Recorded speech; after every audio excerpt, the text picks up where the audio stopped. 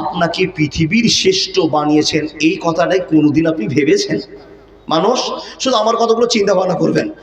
আপনি যে পৃথিবীর বুকের একজন মুসলমান, তো মুসলমান হিসাবে আপনি যে এত সম্মানী, এই কথাটা কোনোদিন ভেবেছেন?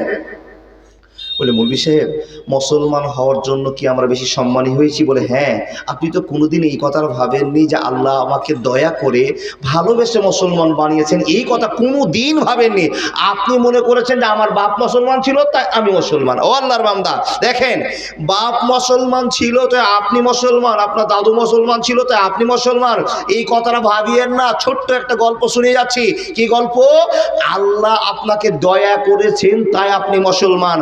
বাপ দাদা বংশ পরম্পরায় অনেক লোক ভেবে আছেন আমার বাপ দাদুরা মুসলমান ছিল তাই আমরা মুসলমান। দেখবেন এই মুসলমানের হাজার হাজার ছেলেরা অমুসলিম হয়েছে, মেয়েরা অমুসলিম হয়েছে, প্রমাণ আছে। আল্লাহর বান্দা দেখেন, আবার আল্লাহ যাকে চেয়েছেন অমুসলিমের ঘর থেকে নিয়ে এসে কালেমার প্রতীক বানিয়ে দিয়ে মুসলমানের পরিচয় দিয়েছে। এ সবই আল্লাহর খেলা। যে আল্লাহকে আপনি চোখে দেখেননি, তাই তো? যে আল্লাহকে আমরা চোখে দেখিনি, সে আল্লাহর খেলা। আচ্ছা, এখানে যতগুলো মানুষ বসে আছেন, আল্লাহকে কি আমরা চোখে দেখেছি? না না না, চোখে